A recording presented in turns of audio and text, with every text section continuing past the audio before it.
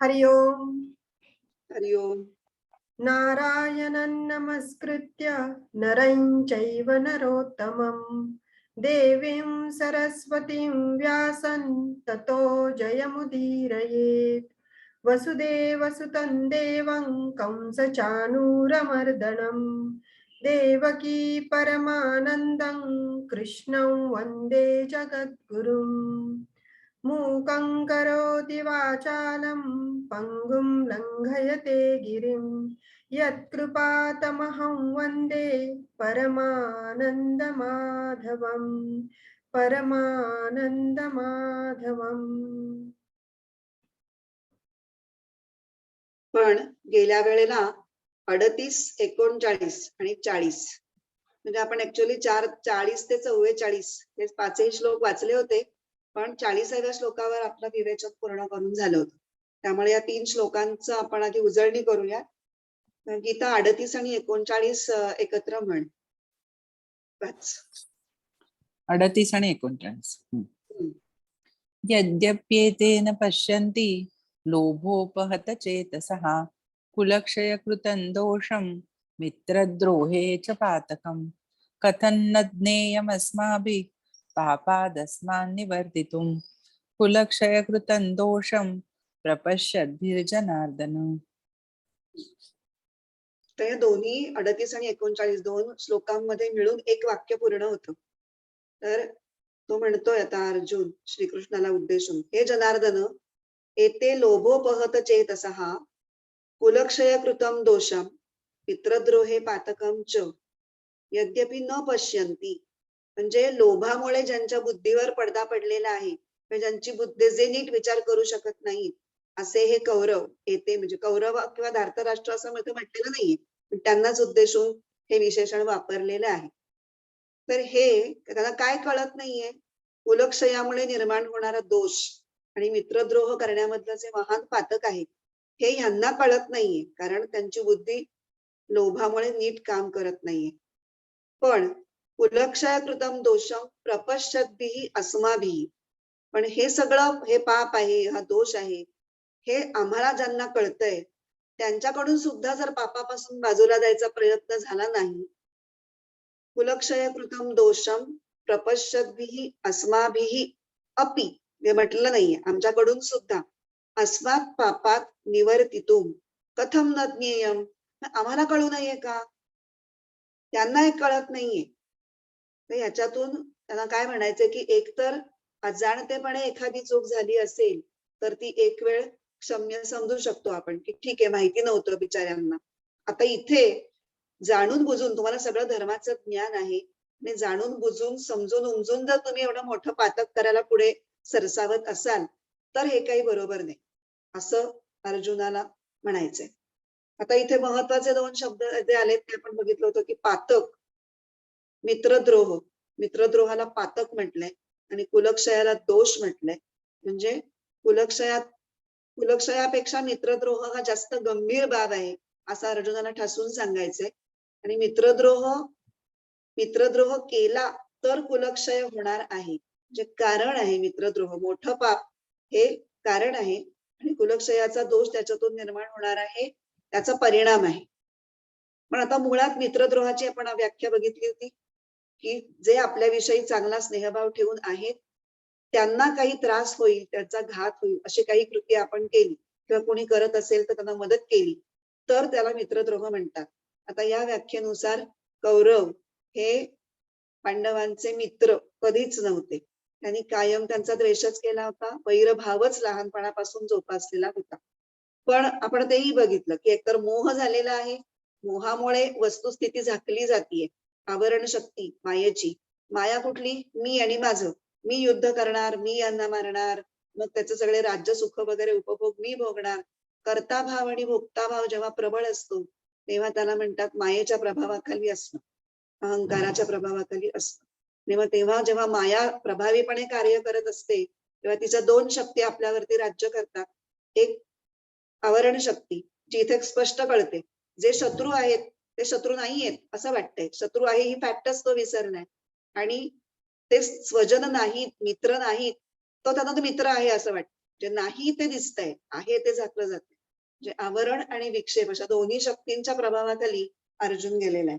आणि दुसरं महत्वाचं कारण म्हणजे एक मोह हे पहिलं महत्वाचं कारण, आणि दुसरं म्हणजे संजयाकरवी धृतराष्ट्राने पाठवलेला निरोप.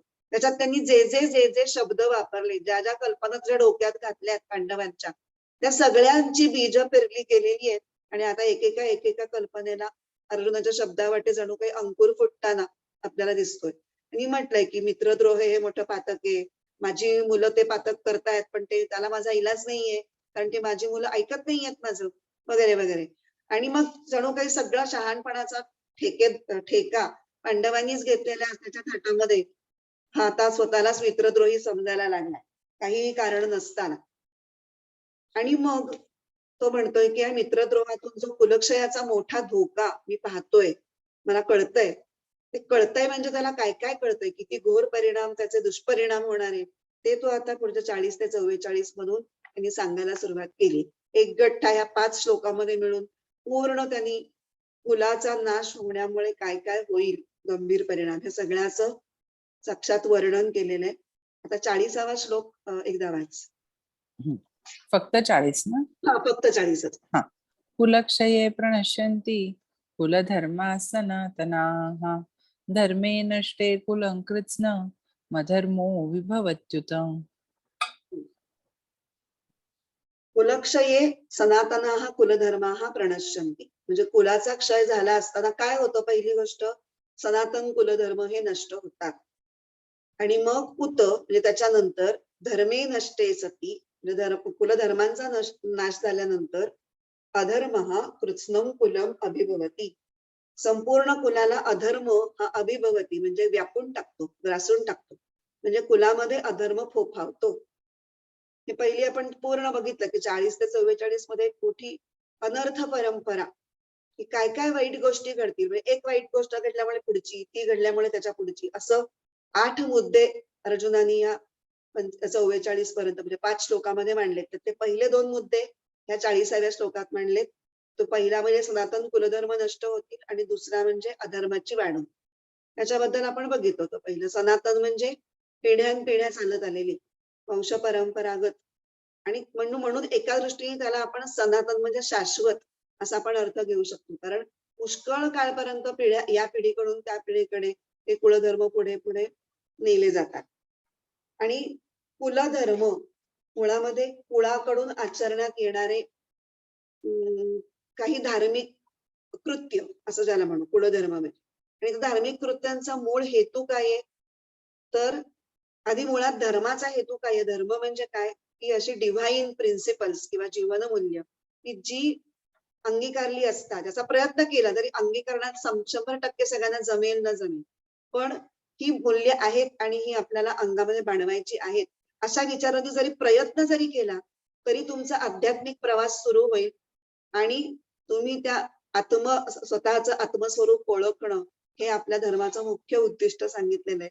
आणि त्या उद्दिष्टापर्यंत तुमची वाटचाल हळूहळू प्रत्येकाच्या आपापल्या गतीने तो जाईल, पण ती खात्रीने होईल आणि एका विशिष्ट डायरेक्शन मध्ये, पॉझिटिव्ह डायरेक्शन मध्ये होईल. ह्याची सगळी व्यवस्था ही या कुलधर्मांच्या माध्यमातून केलेली दिसते. मग ते कुलधर्माचे 4 प्रकार आपण बघितले. एक तर नित्य कर्म, नैमित्तिक कर्म आणि विधी आणि निषेध, असे 4 ढोबळमानाने आपण त्याच्या कॅटेगरीज केल्या. विधी आणि निषेध म्हणजे अमुक अमुक करावं असं सकारात्मक पद्धतीने जे सांगितलेलं असतं ते, आणि निषेध म्हणजे अमुक अमुक टाळावं किंवा हे करू नये असं सांगितलेलं असतं ते. नित्य कर्म अगदी रोज करण्याचे कर्म, म्हणजे सकाळी उठल्यापासून रात्री झोपेपर्यंत लहान लहान कृतींमधून सतत आपण परमेश्वराचं स्मरण करतोय, परमेश्वराला आपली कर्म अर्पण करतोय, त्याला त्याच्याविषयीचा कृतज्ञता भाव व्यक्त करतोय.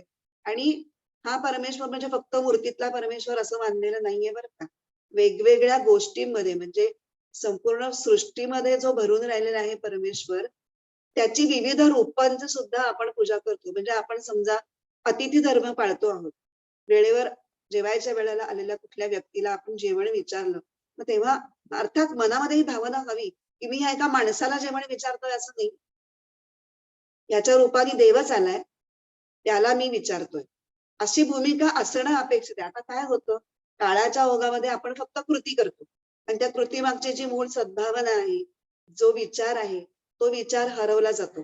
त्यामुळे मग फक्त कृती राहतात आणि मग म्हणतो आपण त्या नुसत्या कृतींमध्ये काय आहे? पण त्या नुसत्या कृती नाहीच आहेत ना मुळात. त्या कृतींच्या पाठीमागे अर्थ आहे, विचार आहे, पण आपल्यापर्यंत तो पोचला नाही, तर ती आपल्या पूर्वजांची जबाबदारी आहे. काही प्रमाणात आपण त्यांचं ऐकत नसू, तर ती आपली ही जबाबदारी आहे. आधुनिकतेच्या थोड्याशा आपल्या डोक्यावर एक जे वारं असतं, आम्ही आधुनिक आहोत, आम्ही काही पूर्व परंपरा मानत नाही वगैरे वगैरे असे जे बंडखोर विचार असतात पुष्कळांचे, ते हे जाणून घेण्याचा प्रयत्न करत नाहीत, की हे सगळं कशासाठी आहे? काही लोकांचा वेळ जात नव्हता म्हणून हे सगळं निर्माण झालंय का? असं नाहीये. मग ठीक आहे, रिलेटिव्हली आत्ताच्या पेक्षा कमी धकाधकीचं आयुष्य आपल्या पूर्वजांनी व्यतीत केलं असेल, पण तरीही त्या कृतींना अर्थ आहे. पण तो समजून घेऊन जर केला, तर निश्चित आपली आध्यात्मिक वाटचाल चांगली होईल. तर हा आपण कुलधर्म कशासाठी असतात, हा त्याचा पर्पज बघितला होता. आणि मग एका श्लोकात आपण 7 गुण बघितले होते. जे 7 गुण वाढवणारे जे कुळाचार असतात, ते ज्या कुलामध्ये फॉलो केले जातात, पाळले जातात, त्यांना महाकुल असं म्हणतात. मी आता तो श्लोक न वाचता त्याच्यामधले फक्त गुण सांगते. तप, तपश्चर्या, इंद्रिय संयम, वेदांचं अध्ययन. वेदांचं अध्ययन म्हणजे शास्त्रांचं अध्ययन. थोडक्यात शास्त्र थोडीफार तरी माहिती असणं. कारण शास्त्र माहिती असली तर आपल्या गैरसमजुती ह्या लवकर दूर व्हायला मदत होईल. यज्ञकर्म. यज्ञकर्माचं सांगितलं होतं की जाणीवपूर्वक, त्यागपूर्वक केलेली कुठलीही गोष्ट, निस्वार्थी जे काही आपण कृती करू ते यज्ञामध्ये मोडतं काम. पवित्र विवाह, सतत अन्नदान आणि सदाचार. हे 7 गुण वाढवण्यासाठी जे कुलधर्म काम करतात एखाद्या कुलामध्ये, त्याला महाकुल असं म्हणतात. आणि मग ह्याला कुटुंब हा समाजाचा जो महत्वाचा घटक जो मानलेला आहे, तो एकत्र बांधून ठेवण्याचं काम ही वडीलधारी माणसं करतात. त्या सगळ्यांना शिस्त लावणं, कधी प्रेमाने, कधी ताकाने, सांगून सवरून, अशा वेळेला असं करायचं, असं करू नका, हे शांतपणे त्यांना एकत्र बांधून ठेवून जेव्हा हे सगळे कुलधर्म छान पाळले जातात, तेव्हा त्या कुटुंबाचा जीवनाचा एक उच्च दर्जा आपोआपच मेंटेन केला जातो, सांभाळला जातो. आणि म्हणून ज्ञानेश्वर महाराजांनी ज्ञानेश्वरीमध्ये या सनातन कुलधर्मांना काय म्हटलंय? धर्मदीप. धर्मदीप म्हटलंय त्यांनी.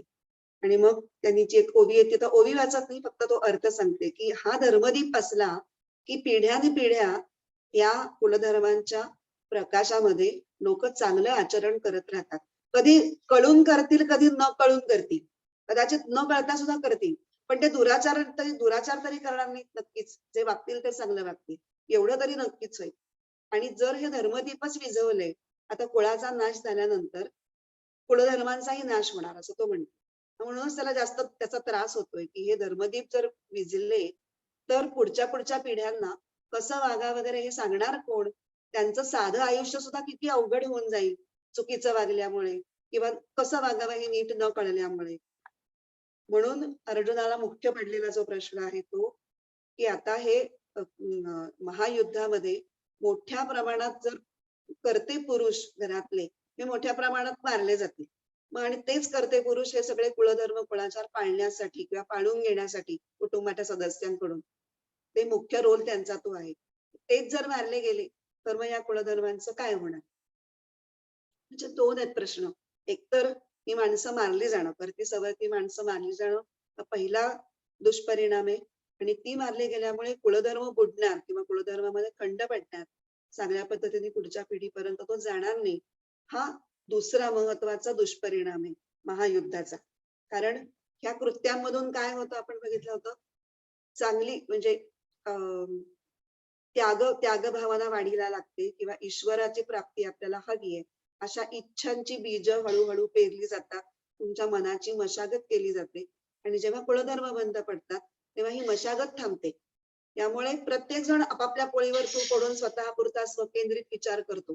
अख्ख्या कुटुंबाचा, अख्ख्या समाजाचा असा विचार आपोआपच हळूहळू बाजूला पडतो. आणि मग सगळे स्वार्थी वागायला लागले की मग फक्त मला काय हवंय आणि मी कसं उपभोगणार, अशा स्वार्थी भोगेच्छांची बीज पडतात आणि ज्याच्यामुळे अधर्म फोफावतो. इथपर्यंत 40व्या श्लोकामध्ये आपण आलो होतो. आता पहिले 2 मुद्दे त्या अनर्थ परंपरेमध्ये 40व्या श्लोकापर्यंत कव्हर झाले. आता गीता 41वा श्लोक वाच. अधर्माभिभवात् कृष्ण प्रदुष्यन्ति कुलस्त्रियः स्त्रीषु दुष्टासु वार्ष्णेय जायते वर्णसंकरः. आता इथे हे कृष्ण अधर्माभिभवात कुलस्त्रियः प्रदुष्यन्ति. अधर्म वाढल्यामुळे काय होतं? तिसरा मुद्दा, कुळामधील स्त्रिया ह्या दूषित होतात, त्या बिघडतात. हे वार्ष्णेय, हे श्रीकृष्णा, स्त्रीषु दुष्टासु वर्णसंकरः जायते. आणि स्त्रिया बिघडल्या की काय होतं? वर्णसंकर होतो. इथे आपण आधी पहिलं श्रीकृष्णाकरता जे वार्ष्णेय नावाचं संबोधन वापरलंय ना, ते बघूया. वार्ष्णेय म्हणजे वृष्णी कुळातला. वृष्णी हा त्याचं कुलाचं नाव आहे. यादव कुल पण म्हणतात, यादव कुलाचंच दुसरं नाव आहे वृष्णी. तर ह्या कुळाच्या नावाशी निगडीत असलेलं संबोधन कशासाठी वापरलं असेल बरं अर्जुनाने?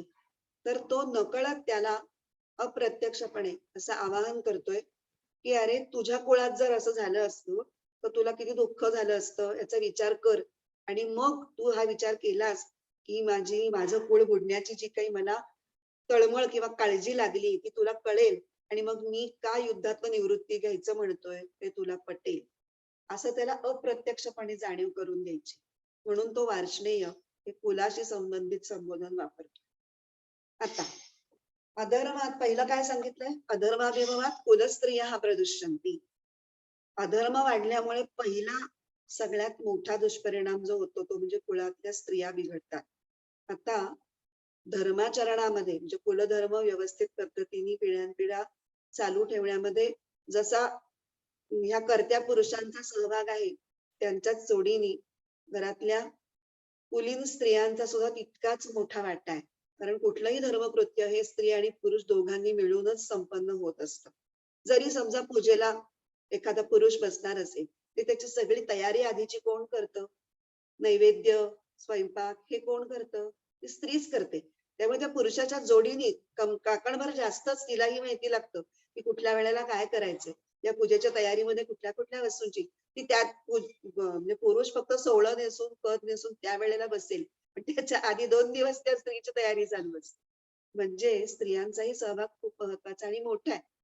आणि मग स्त्रियांच्या अंगी जे गुण असतात काही, त्याच्यामुळे कुटुंब बांधून ठेवायला, कुटुंबातली एकोपा आणि प्रेमभावना सगळ्यांनी गुण्या गोविंदांनी नांदणं हे त्याला म्हणतो, हे सगळं सांभाळलं जातं. त्याच्यामध्ये स्त्रियांच्या अंगी काही गुण लागतात.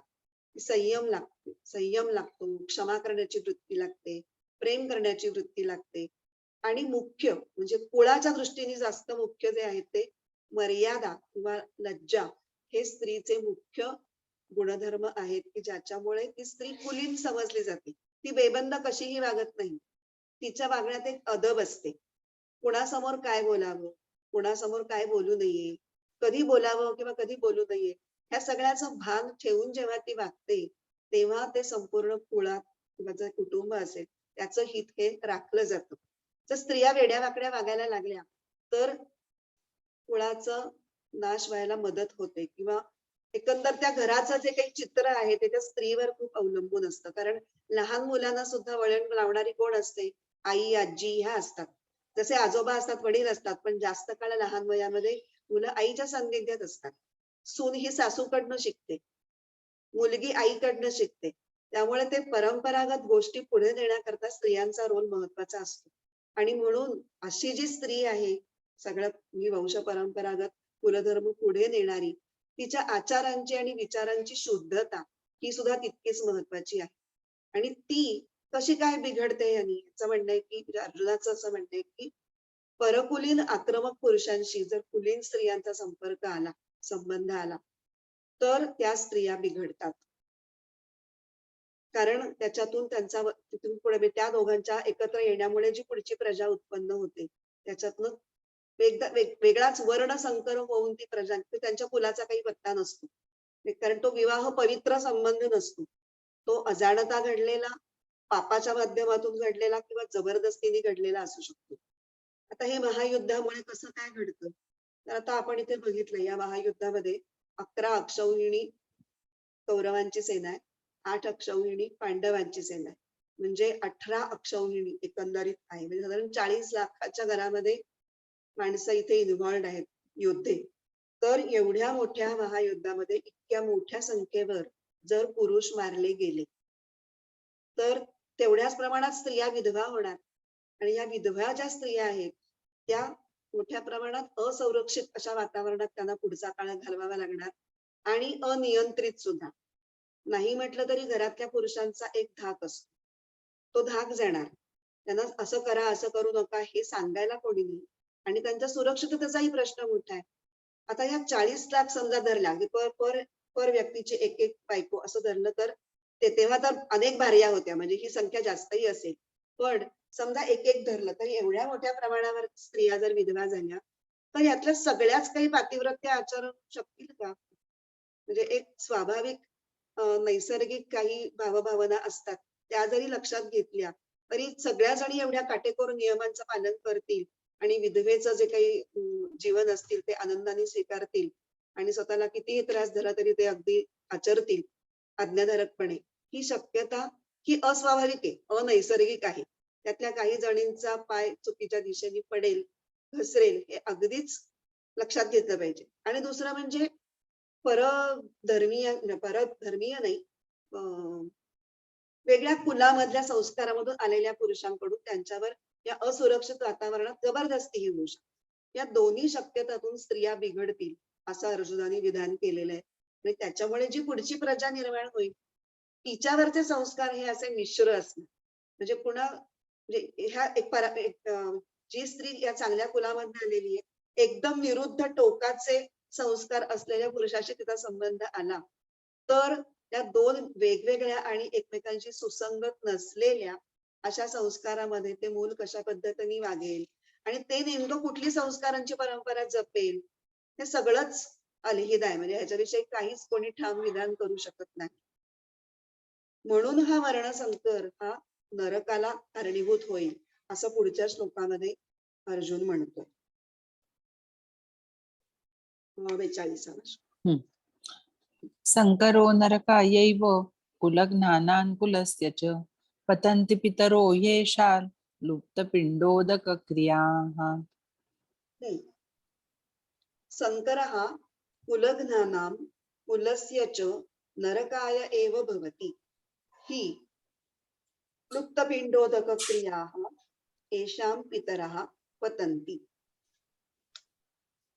संकरामुळे काय होतंय? संकर हा नरकाचं कारण आहे. कोणाच्या? कुलघ्नानां, कुलाचा नाश करणारा तो कुलघ्न, कुलाचा नाश करणारे इथे बहुवचन आहे. कुलाचे नाश करणाऱ्यांच्यासाठी आणि त्यांच्या कुळासाठी सुद्धा कुलस्यच संकर हा नरकाला कारणीभूत ठरतो. ही म्हणजे कारण. कारण काय आहे?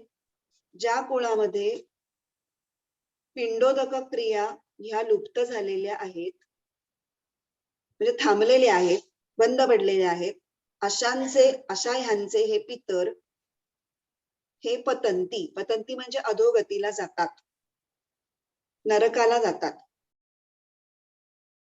आता इथे आपण पहिल्यांदा नरक म्हणजे काय आहे त्याचा एक साधारण जी काही संकल्पना आहे ती बघूया.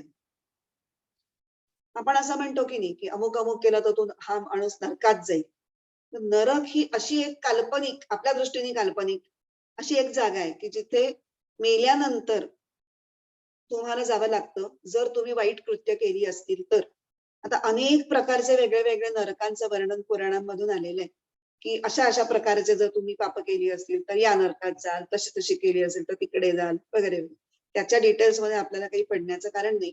पण आपण थोडक्यात बघितलं तर या जन्मामध्ये आपल्या हातून जी काही वाईट कृत्य लहान मोठी वेगवेगळ्या प्रकारची घडली असती त्या सगळ्यांसाठी आपल्याला शिक्षा भोगायची आहे मेल्यानंतर. काही शिक्षा आपल्याला याच जन्मात मिळतात आणि काही पुढच्या जन्मात मिळतात. त्याच्या पुढच्या जन्मातल्या शिक्षा आहेत त्या पुढच्या जन्माच्या आधी सुद्धा, म्हणजे आधी नरकवास भोगून नंतर पुढचा जन्म सुद्धा येतो किंवा कसंही. त्याचं काय आता आपल्याला सिक्वेन्सिंग माहिती नाही कारण ते सगळं अज्ञातच आहे. पण या कुठल्याच गोष्टी या सिद्ध करता येणार नाहीये. त्या आपण फक्त कुठून तरी वाचलेल्या असतात, त्याच्यावर आपण विश्वास इथपर्यंतच ठेवायचा की पुण्य केलं तर आपल्याला चांगली फळं मिळतात, चांगल्या कर्माची फळं चांगली आणि वाईट कर्माची फळं वाईट. एवढा एक कर्माचा सिद्धांतातला भाग जरी आपण लक्षात ठेवला तरी तो आपल्यासाठी पुरेसा आहे. तर असं यातना स्थान किंवा ज्याला दुर्गती म्हणू की जिथं आपल्याला पापकृत्यांसाठी मेल्यानंतर शिक्षा भोगाव्या लागतात, हे म्हणजे नरक. हा, तर ही जी नरकाची सर्वसाधारण संकल्पना आहे ती गृहीत धरून आधी आपण विचार करू आणि मग वेगळ्या अर्थाने पण लुप्त पिंडोदक क्रिया हा या शब्दाचा आपण दोन वेगळ्या पद्धतीने विचार करणार. पहिल्यांदा या सामान्य पद्धतीने करूया. आता ही वर्णसंकरामुळे जी संतती निर्माण झालेली आहे ती आपल्या पितरांना पाणी देण्यासाठी, म्हणजे त्याला पितरांना पाणी देणे असा शब्द प्रयोग आहे, किंवा तिलांजली देणे, त्यांच्यासाठी श्राद्ध क्रिया तर्पण क्रिया करणं याच्यासाठी निरुपयोगी आहे असं यांना म्हणायचं. का बरं? त्याला 2-3 कारणे. पहिलं कारण म्हणजे एकतर चुकीच्या संस्कारामध्ये वाढलेली असल्यामुळे त्या संततीला अशा प्रकारच्या क्रिया करण्यामध्ये एकतर रस नसेल, त्याचं महत्व नसेल, ते बेजबाबदार असू शकतात म्हणून ते करणारच नाही, ही पहिली शक्यता.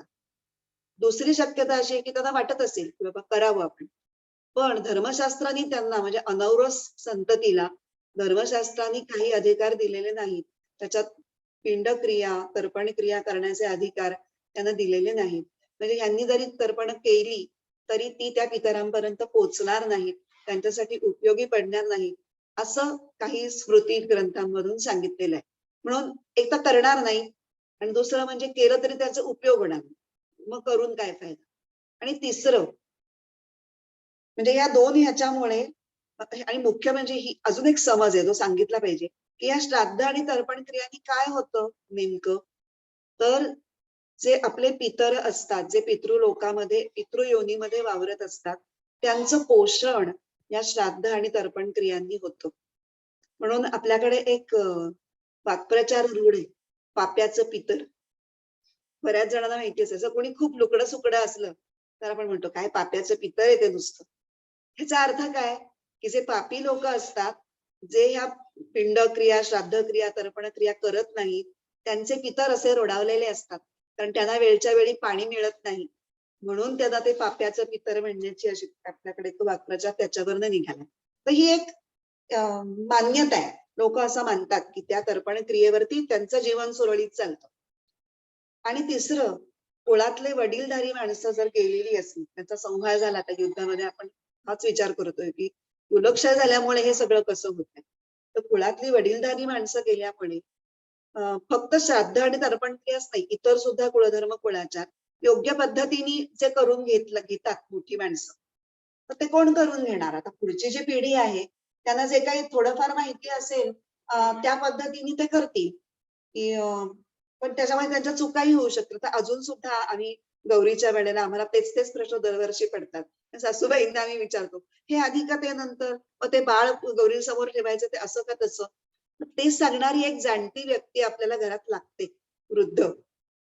आणि जसे हे मोठी माणसं गेल्यामुळे जे नीटनेटकेपणाने अगदी बारकाव्यानिशी सगळ्या गोष्टी करून घ्यायच्या ते बंद पडल्यामुळे पुढच्या पिढीच्या हातून कमी अनुभव असल्यामुळे, माहिती थोडीफार नीट माहिती नसल्यामुळे त्यांच्या हातून चुका होऊ शकतात आणि त्या चुकांमुळे मग त्यांची धर्मकृत्य नीट न झाल्यामुळे ते नरकात जाऊ शकतील.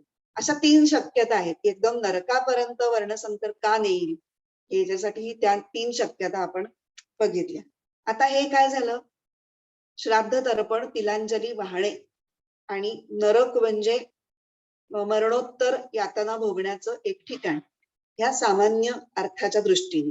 आता थोडा वेगळा विचार करून बघूयात. जेव्हा कुळाचा नाश होतो तेव्हा त्या नाश करणाऱ्यांच्या पूर्वजांच्या बाबतीत सुद्धा वाईट बोललं जातं. ह्यांचेच ते चिरंजीव, त्यांनी हे केलं, अशा उपहासाने हेटाळणीने जेव्हा पूर्वजांच्या बद्दल लोक बोलतात तेव्हा त्यांची कीर्ती धुळीला मिळते. त्यांनी आजपर्यंत आपण म्हणतो ना, मरावे परी कीर्ती रूपी उरावे. आता ते मेले, त्यांनी जे चांगली कामं केली त्याच्याच रूपात ते आता आपल्यामध्ये वावरत असतात.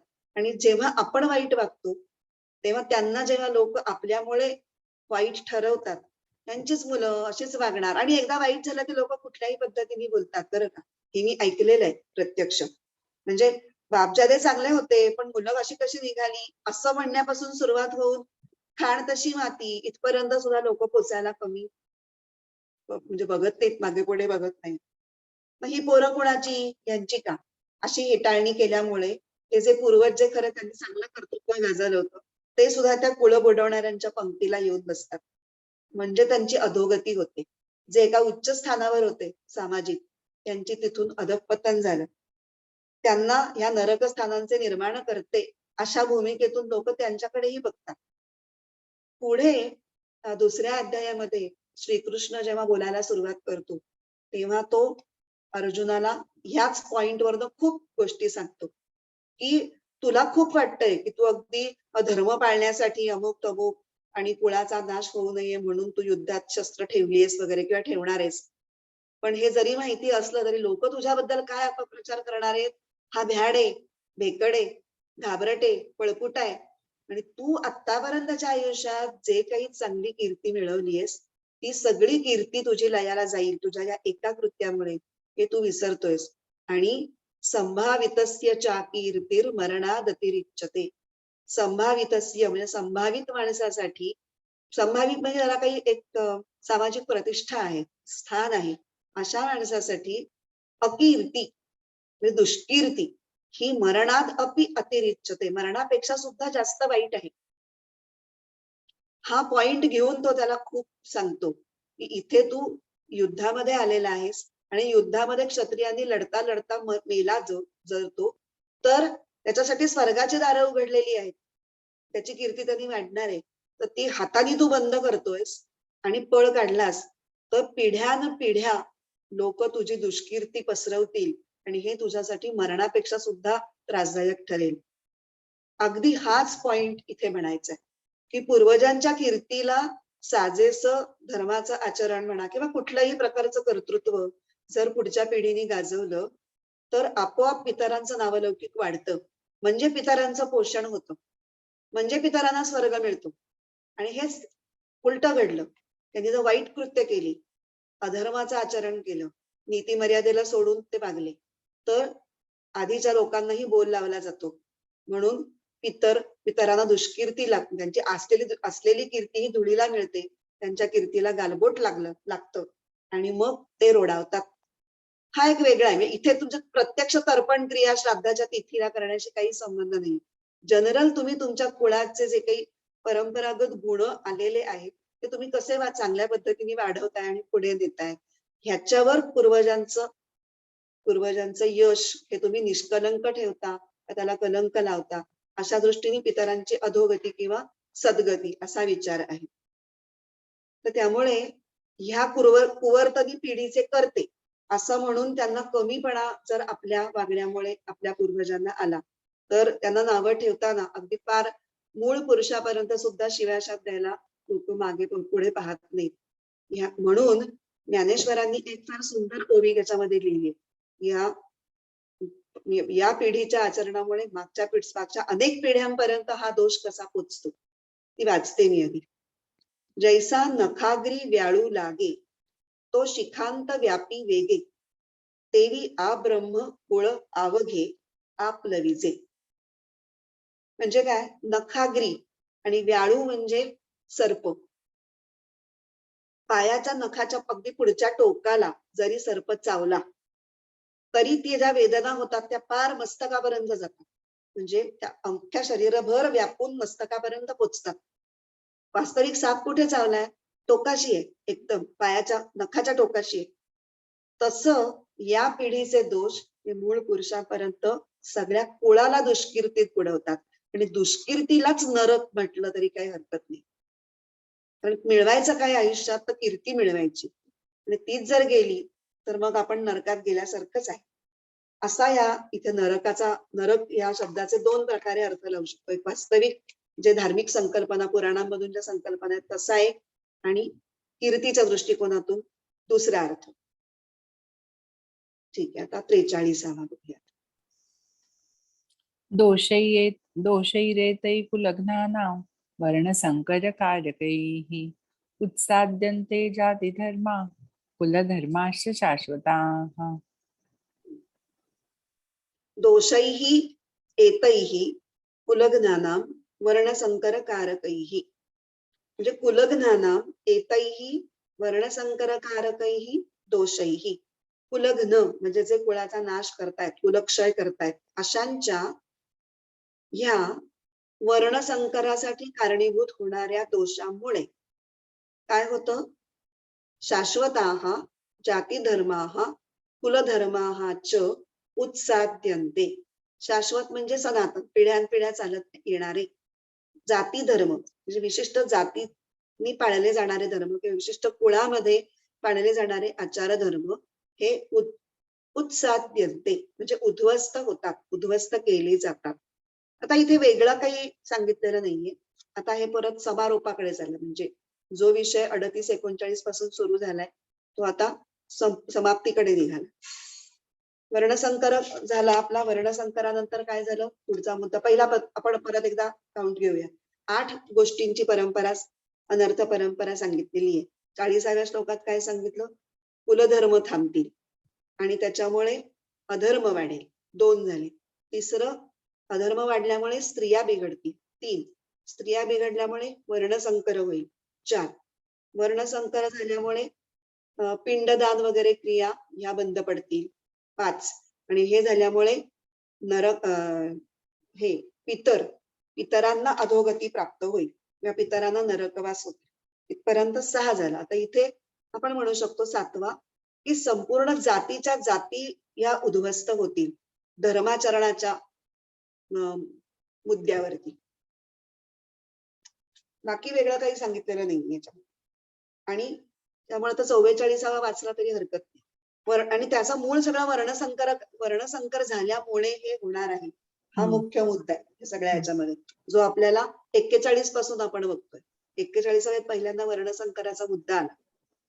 मग 41व्या नंतर 42व्या मध्ये त्याचे रुक्तपिंडोदक क्रिया हा नरकाहा पितराहा पतंती हा मुद्दा आला. आणि मग त्याच्यामुळे अशा पिढ्यानपिढ्या उद्ध्वस्त होणार म्हटल्यानंतर पुढे काय होणार? जातीचा क्षत्रिय जात असेल किंवा काही पूर्ण कुल असेल तर ते त्यांचे सगळे कुलधर्म हे नाश पावतील. आता अशांचं काय होईल ते 44व्या श्लोकामध्ये सांगितलं. उत्सन्न कुलधर्माणाम मनुष्याणाय जनार्दन नरके नियतं वासो भवति इत्यनुशुश्रुम. हे जनार्दन, उत्सन्न कुलधर्माणाम मनुष्याणाम नियतं नरके वासः भवति इति अनुशुश्रुम.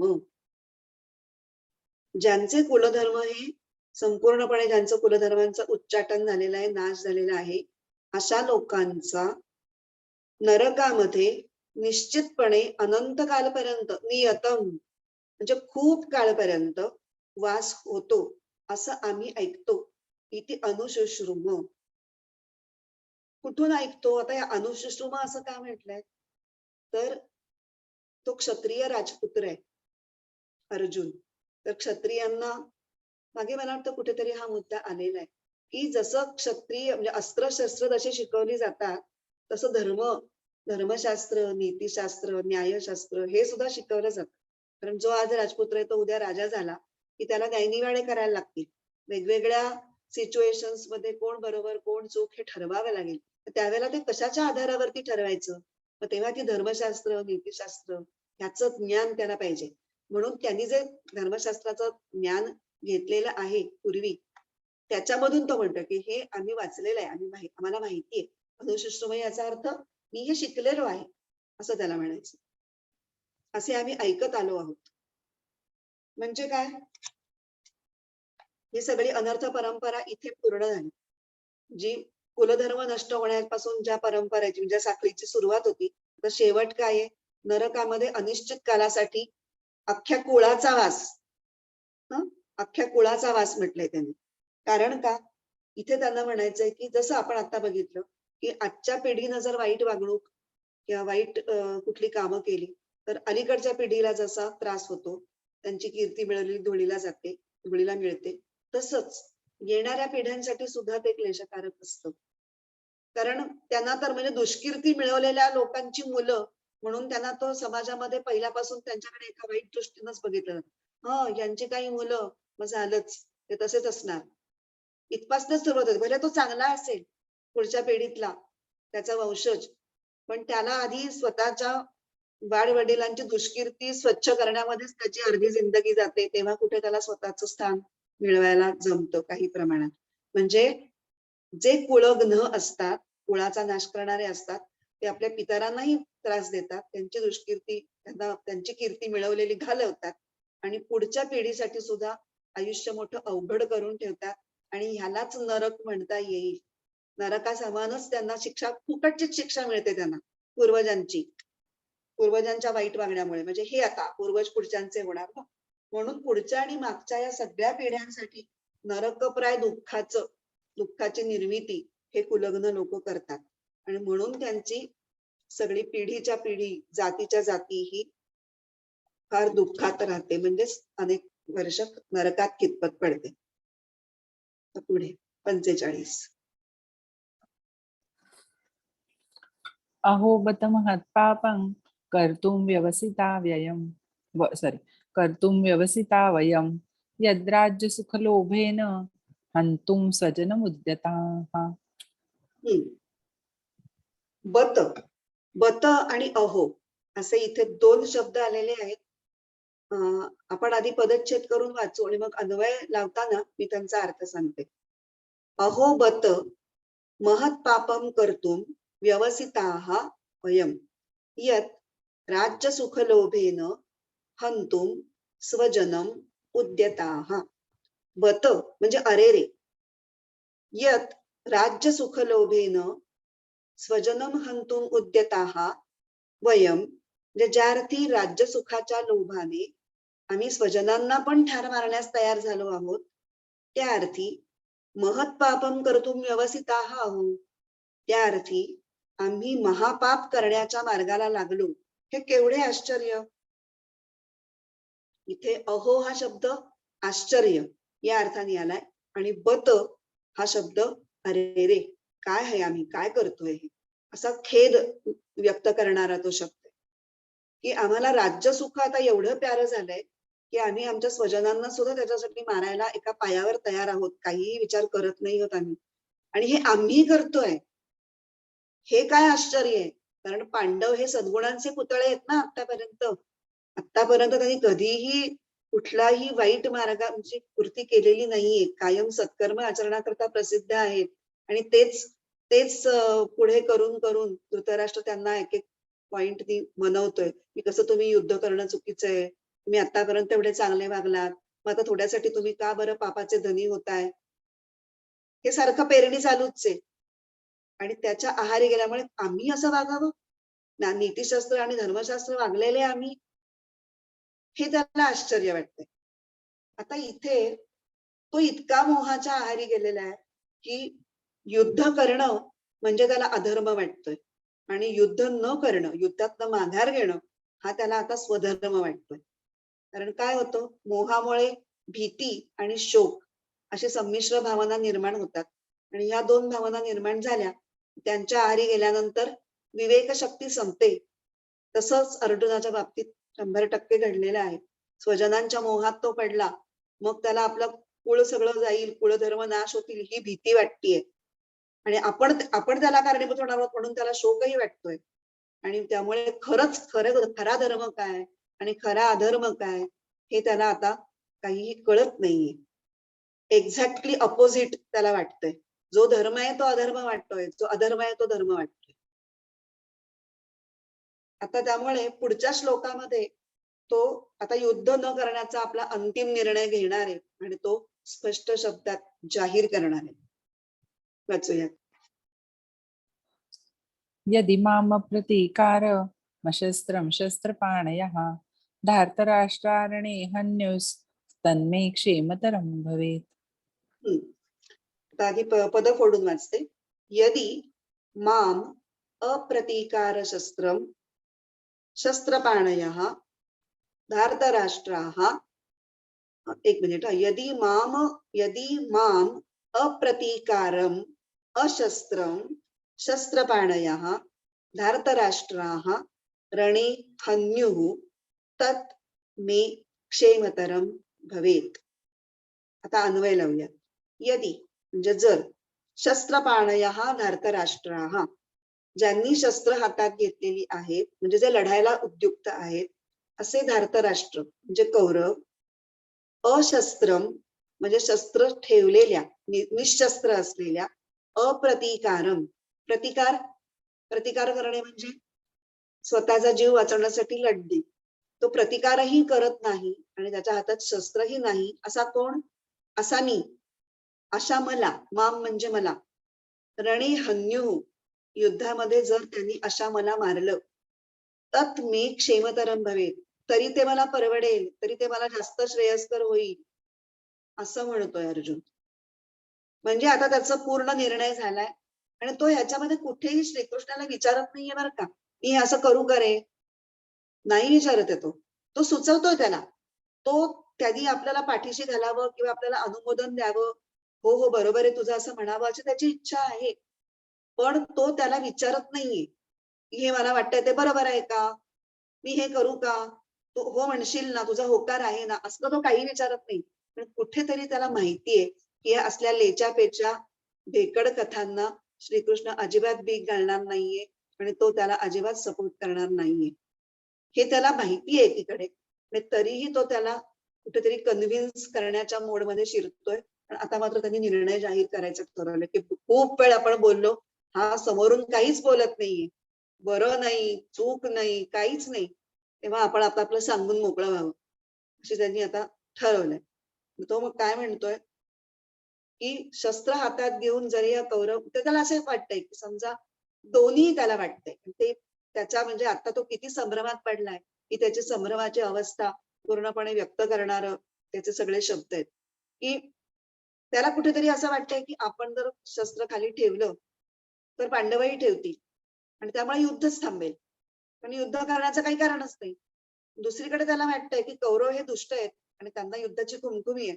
त्यामुळे ते कदाचित मारतील आपल्याला. म्हणजे आपल्याला वाटतंय असं नाही घडलं. वाईटात वाईट काय घडेल? आपण असं दोन्ही बाजूने विचार करतो ना, की हे घडलं तर छान. पण ह्याच्यापेक्षा वाईटात वाईट घडून काय काय घडेल त्याची पण कल्पना करून ठेवू. ही कल्पना केली त्यांनी, की बाबा मी शस्त्र ठेवल्यानंतर कौरव सेना मला मारेल. तर काय होईल? तर जे होईल ते माझ्यापेक्षा जास्त श्रेयस्कर होईल माझ्यासाठी, असं त्याला म्हणायचंय. आता हे कुठल्या ग्राउंड्स वरती तो म्हणतोय ते बघूयात. इथे त्याला स्वतःचं नेहमी असं आहे, की स्वतःचं प्राण वाचवणं हे माणसाचं, कुठल्याही योद्ध्याचं किंवा कुठल्याही सामान्य माणसाचं सुद्धा सगळ्यात मोठं कर्तव्य मानलं जातं. म्हणजे अगदी फार मोठमोठ्या खुनांच्या वगैरे खटल्यांमध्ये सुद्धा जर स्वरक्षणासाठी गोळी झाडली असेल किंवा समोरच्यावरती वार केला असेल, तर ते अलाउड असतं किंवा त्याच्यातून तुम्हाला सूट मिळू शकते, की नाही मारलं पाहिजे, दुसऱ्याचा जीव नाही घेतला गेला पाहिजे. पण स्वतःच्या जीवावर बेतलेला असताना जर घेतला गेला असेल, तर शिक्षा कमी स्वरूपाची केली जाते. त्यामुळे प्राणरक्षण हा आद्य धर्म आहे. आणि इथे मात्र अर्जुनाला काय म्हणायचंय? प्राणरक्षणापेक्षा धर्मरक्षण हे जास्त महत्वाचं आहे. अशा विचारांच्या पुरत तो पोचलेला आहे. कारण काय आहे? त्याचे आतापर्यंत त्यांनी जे काही मांडलेलं आहे, कुळधर्म आणि हे नरकात पितर पडतील वगैरे वगैरे, सगळं पाप पुण्याचा जो अणु काही तराजूच घेऊन बसलाय आणि सारखं तोलतोय, असं केलं तो होईल, असं केलं तो होईल. त्याच्यामध्ये त्याला असं वाटतंय, की स्वजनांना मारून जर कुळाचा नाश झाला, केला, तर जे काही आतापर्यंत आपलं गाठीशी पुण्य आहे, त्या पुण्य संचयाचा ऱ्हास होईल. पण युद्धात जर आपण निवृत्त झालो, माघार घेतली, तर स्वजन हातून मरणार नाही. त्यामुळे आपण पापाचे धनी होणार नाही. पुण्याचा साठा तसाच राहील. ऍडिशनल पाप आपल्या माथ्यावर जे पडायचं ते पडणार नाही. हे पहिलं कारण. आणि दुसरं, तो आताच म्हणला ना, की हे केवढं मोठं आश्चर्य आहे, की आम्ही आमच्या स्वजनांना सुद्धा मारण्यासाठी प्रवृत्त झालो आहोत राज्याच्या आणि सुखाच्या लोभाने. म्हणजे आपण ऑलरेडी खूप मोठं पाप केलेलंच आहे, असंच त्याला वाटतंय. आणि ह्या पापाला काय शिक्षा आहे? देहांत प्रायश्चित्त. मग जर आपण शस्त्र ठेवली आणि कौरव सैन्याने आपल्याला मारलं, मग काय? आयतं प्रायश्चित्त घडेल. म्हणजे पाप धुवून निघेल आणि आपल्याला आपल्या आपल्या पुण्याची जी हानी होणार ती होणार नाही. तो फक्त पुण्य पाप या कल्पनांमध्ये मशगूल झालाय. आणि मग ह्या पापाचा धनी बनवणाऱ्या विजयाच्या पेक्षा आपल्याला शत्रूच्या हातून जरी मरण आलं, तर ते आपल्यासाठी अधिक श्रेयस्कर आहे. कारण मरणानंतर आपल्याला आपल्या पुण्याचा साठा आपल्या बरोबर घेऊन आपण पुढच्या जन्मात जाऊ, असा त्याचा सगळा विचार चालू आहे. आता पुढचा शेवटचा श्लोक 47.